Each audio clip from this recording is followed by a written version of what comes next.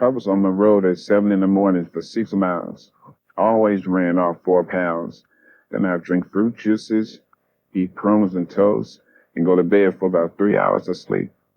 Usually during this nap, I'd get back the weight I lost. But this time, it didn't work. Those camp following girls took too much out of me. When I came back to the camp, I weighed 216 pounds. Then I went down to 204 pounds 2 weeks before the fight. Everybody was upset. Roxy, Black, and Chappie. 2 times Roxy chased me up the golf course. I was dehydrating myself under the hot sun. I was acting like a spoiled little boy. When I told him I was 22 years old and could do what I wanted, he walked away real hurt, see. I don't know. Too much too soon. Anyway, I took off 18 pounds in 5 weeks. That's too fast for anyone. Chappie kept bugging me about Schmeling's right-hand punch. I told him that was all I had to worry about. Forget it. Chappie kept on warning me Schmeling would probably want me to lead with the jab, hoping I'd drop my left arm and he'd get me with the right hand. I didn't listen. I didn't listen to anyone. Well, one of the sports writers came up to me. He had the nerve to say to me, "I'm betting on Schmeling." I got real pissed off with him, too. The Sunday before the fight, I was full of confidence.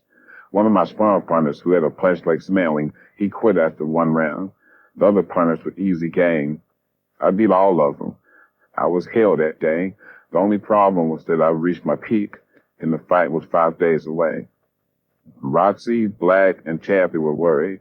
They felt like I needed to relax and regain some weight, so they rented a big boat for a deep-sea fishing trip. Seemed like a nice idea at first, but when I got down to the dock, I said to myself, shit, I'm in top form. I want to play a few rounds of golf. Well, I needed golf that day like you need another hole in your head. My body shouldn't have taken the strain of more possible weight loss with the dehydration. The day of the weigh-in was here. We drove 11 miles or so by car to Point Pleasant, New Jersey, and then caught the train. When we got to Penn Station, there was a big crowd there to greet me. If it hadn't been for the police, there'd be no way we could get through. Schmeling was 192 pounds, and I was 196.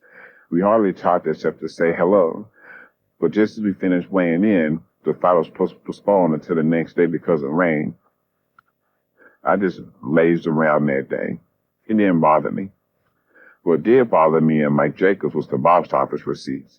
He had expected a crowd of 85,000 people, and 5 days before the fight, less than 50,000 tickets were sold. We found out later that some Jewish organization had sent out a bunch of big batch of flyers to storekeepers asking them to boycott the fight because Schmeling represented, quote-unquote, Nazi Germany. The whole thing made me uneasy. I was really looking forward to the fight. Schmeling was a 10-1 underdog, and I felt good. Before the bell rang, I remember Chappie saying, "Don't go for the knockout yet. Keep jabbing him off balance so you can't get that right hand in. And for God's sake, keep your left arm high." The sound of Chappie's words blurred over. Hell, I knew what to do. Schmeling was in the ring first, wearing a gray and black robe. I came in 5 seconds later, wearing a blue robe with red trimming. I felt ready. When the bell rang, Schmeling came out almost on balance. He leaned over so much. His chin was tucked into his left shoulder, and his left arm was stuck up in the air. He was going to use his left to protect his chin, and his right hand was steady. He didn't come out punching or weaving. I could jab him easy.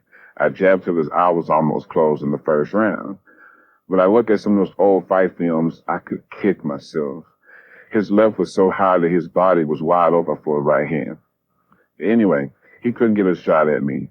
I wasn't the least bit worried, and when I went to my corner at the bell, I told Chappie Max was a pushover.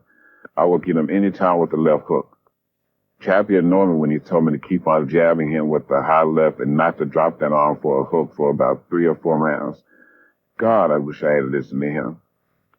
In the second round, I hit him, boom, boom, boom, for jabs. Didn't seem to bother him. Then I did just what Chappie told me not to do, drop in a left hook. As soon as I did, Schmeling came in with the right hand that hit me round the chin. I thought I swallowed my mouthpiece. I was dazed. Everything clouded over. I don't know how I stayed on my feet. I kept jabbing till my head cleared a little bit. In round 3, I shook him up with some right uppercuts to the body. I tried like hell to hit him in the jaw, but he fended me off with his left. He barely returned any punches, and he seldom used his right hand in the first 3 rounds. I opened up a cut under his right eye with the left hook in the 4th round. All of a sudden, he got in a sharp right to my jaw, and I was down for a 2 count. I couldn't believe I was down on my ass, and I could have sworn my damn jaw was broken. This was my first knockdown as a professional. To be honest, I never really recovered from that blow. Before the 5th round, I remember Chappie saying, "Keep your guard up, keep your guard up." Then at the end of the 5th, who were fighting near my corner, Schmeling started to right, and the bell rang when his hand was in midair. As I turned around to go to my corner, I got smashed on the jaw. When I staggered back to my corner, I didn't know where I was. My ears were ringing, and I don't even know if I knew who I was. By the 6th, Schmeling kept staggering me with rights to the jaw. I found out later that Freddie Gugonyard took my mama out of the stadium during this round. They told me Mom was crying and praying and said, my God, don't let them kill my child." The rest of my family stayed. My stepbrother, Pat Brooks Jr., was yelling to Chappie to throw in the towel. Chappie didn't want me to get hurt, but the towel would be the easy way out. I remember telling him, though, that no matter how hurt I was, not to throw in the towel. See, just before the end of the 6th round, Schmeling hit me so hard with a right to the head that I could hardly make it back to my corner.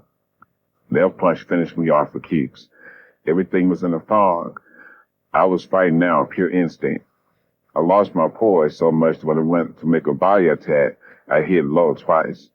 The referee warned me, and I lost those rounds. This was in the 8th and the 12th. When the 7th round started, I moved out quickly to meet Schmeling and shot a right hand to his stomach. I had no power behind it. It didn't hurt him. Then I threw some hooks and right hands. He took them all. I figured Max just waiting to throw those right hands at me again. When the 7th ended, Chappie said, "Try punching the Schmeling's body," if I couldn't reach his head.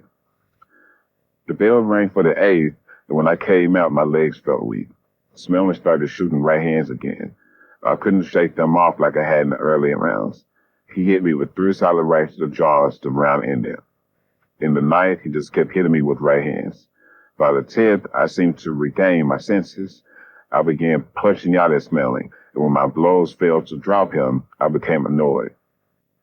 In the 11th round, he continued pounding me with those right hands. I just kept on fighting and holding on for my life, hoping my head might clear up. In 2 minutes and 29 seconds of the 12th round, Schmeling made his knockout. He must have hit me about 50 right hands that round. I barely remember being carried back to my dressing room by my attendants and the police. Next thing I know, I was sitting in the dressing room and crying like I don't think I ever cried before. It seemed at that moment I would just die. Chappie, Roxy, and Julian comforted me as best they could. Chappie told me not to worry, that I'd do better next time, and that everything happens for the best. Roxborough and Black took care of the reporters. They told him that Schmeling got me with his Sunday punch in the 2nd round, but even with that, it took him 10 rounds to take me out. When I came around, Roxy was talking to me. I asked him what I was doing wrong. I didn't hear a thing he said until he told me that I hit Schmeling with a couple of low blows. That made me feel even worse. I sent Roxy over to Schmeling's dressing room to apologize for me and to tell him that I didn't know what I was doing and that I didn't intentionally hit him low. When Roxy came back, he said Schmeling was real nice about it and he understood that I didn't and wouldn't put a low blow on purpose. When Dr. Chester Ames fixed me up for the first aid, I looked in the mirror. My God, my forehead was swollen down to my eyelids. You couldn't see any lashes. There was a big lump on my left cheek. My lips were swollen. Both my thumbs were sprained, and my hands were all puffed up. I don't care what you heard about me being modest. I wasn't. I was just as vain as Muhammad Ali. I just had to be more discreet about it. No way was I going to the Hotel Teresa looking the way I did that night. I didn't want my wife looking at me and all those black folks who had so much faith in me. People took the lost dad, too. They say that folks in Chicago's Little Harlem rioted that night. People actually stoned streetcars. And in New York, a girl took my loss so bad that she attempted to drink poison in a drugstore. She had to be taken to the hospital. Shit.